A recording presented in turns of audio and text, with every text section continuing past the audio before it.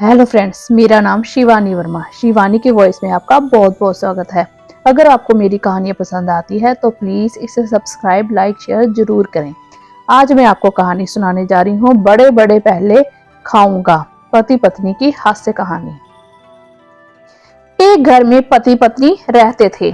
पति का नाम था बैठकमल और पत्नी को लोग कसरतिया कहकर पुकारते थे। उनके पास थोड़ी सी जमीन थी। दोनों खाते कमाते मौज उड़ाते थे।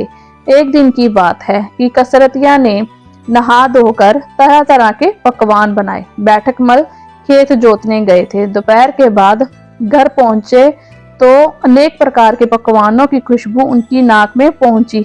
आह, आज तो मजा आएगा सोचकर स्नान ध्यान कर कसरतिया से खाने की मांग की। देर तक कसरतिया ने कुछ सुना ही नहीं। बैठकमल को मूंछों पर ताव देते हुए काफी समय इंतजार करना पड़ा। बोले, अरे अब कितनी देर है, यहाँ तो भूख के मारे पेट पिचका जा रहा है। कसरतिया गुस्से से बोली, तुम्हें तो बच्चों की तरह पेट को पीटने की आदत है, देखते नहीं पूजा कर रही हूँ। बैठकमल चिल्ला उठा और बोला, पेट पीटने की बात करती हो, मालूम नहीं कितना काम करके आया हूँ।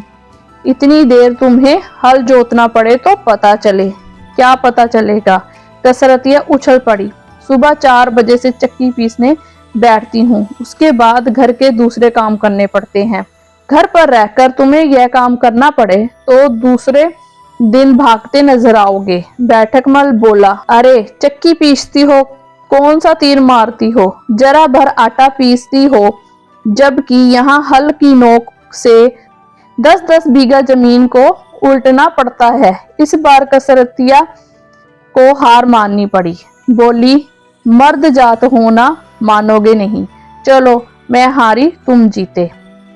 बैठकमल बोला, ठीक है, अब लाओ जल्दी खाना दो।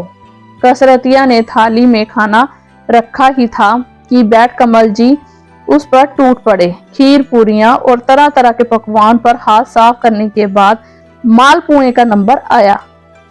बैठकमल बड़े बड़े मालपुए चुनकर खाने लगा। अभी वह 2-4 ही खा सका था कि कसरतिया ने थाली खींच ली। बोली, बड़े बड़े कल काम आएंगे, आज तुम छोटे छोटे खा लो। वाह, ये कैसे हो सकता है, मैं तो बड़े बड़े ही पहले खाऊंगा। कसरतिया गुस्से से बोली। फिर वही बच्चों वाली जिद। बैठकमल भी ऐठ गए और बोले, लेकिन तुम ही क्यों बुढ़ियों वाली हट करती हो। दोनों मालपुए से भरी थाली को अपनी अपनी तरफ खींचने लगे। देर तक उनमें खींचातानी चलती रही। आखिर बैठकमल से ना रहा गया। बोला, नहीं मानोगी? क्यों नहीं, तो छोड़ दो थाली, एक शर्त पर।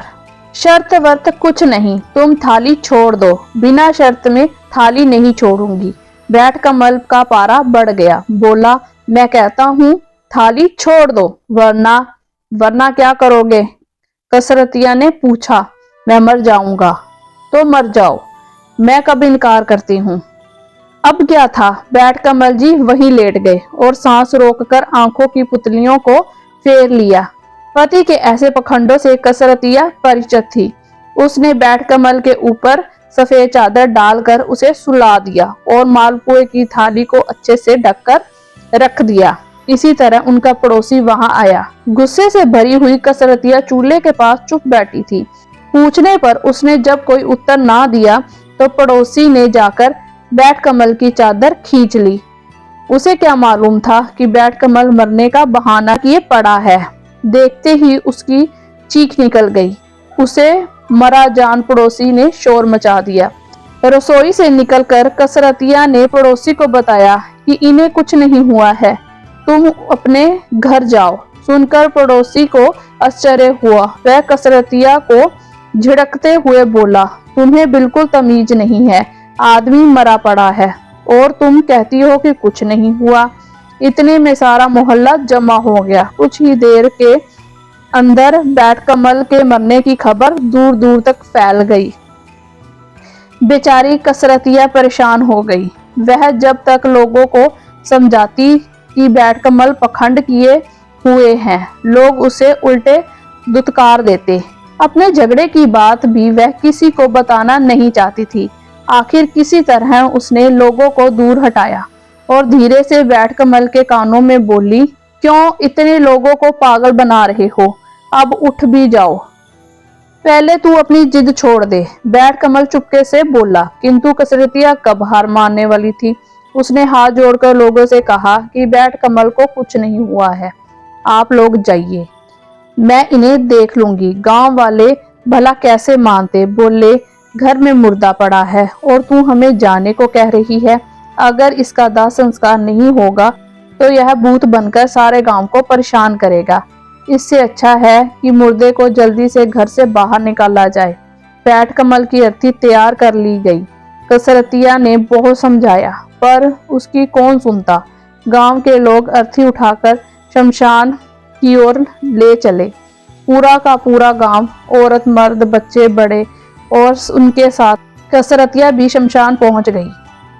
अब कसरतिया को चिंता हो गई। सोचा यह बैठ कमल को जिंदा ही फेंक दिया तो अनर्थ हो जाएगा। वह लोगों से बोली कि एक बार मुझे अपने पति के दर्शन कर लेने दो। लोग कसरतिया को पागल ही समझ रहे थे।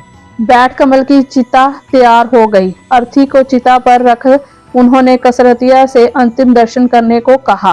कसरतिया लपक कर चिता पर जा चढ़ी। बैठ कमल के मुंह से कफन उठाया और चुपके से उसके कान के पास अपना मुंह ले जाकर बोली, क्यों जान देने की ठानी है, चलो मैं हार मान लेती हूँ, तुम जीत गए, बड़े बड़े ही पहले खा लेना। सुनकर बैठ कमल ने आंखें खोल ली। वह चिता पर उठकर बैठ गया। देखते ही देखते उसने अपने को संभाला और चिता से उछलकर लोगों के बीच आ खड़ा हुआ। उसके मुंह से बार बार एक ही वाक्य निकल रहा था, बड़े बड़े पहले खाऊंगा, छोटे छोटे पीछे, बड़े बड़े पहले खाऊंगा, छोटे छोटे पीछे। सुनकर तो लोगों में भगदड़ मच गई। सभी को लगा बैठ कमल भूत बन गया है, वह सबको खा जाना चाहता है।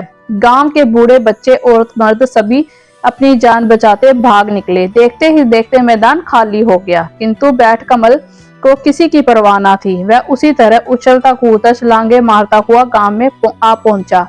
उसे गांव में आया देख लोग अपने अपने घरों के अंदर छुप गए।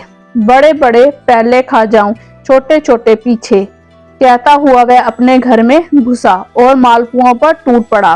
देखते देखते उसने परात खाली कर दी। अगले दिन गांव के लोगों को जब उनकी इस शरारत का पता चला तो उन्होंने मिलकर कसरतिया और बैठ कमल की खूब पिटाई की और उन्हें गांव से बाहर निकाल दिया।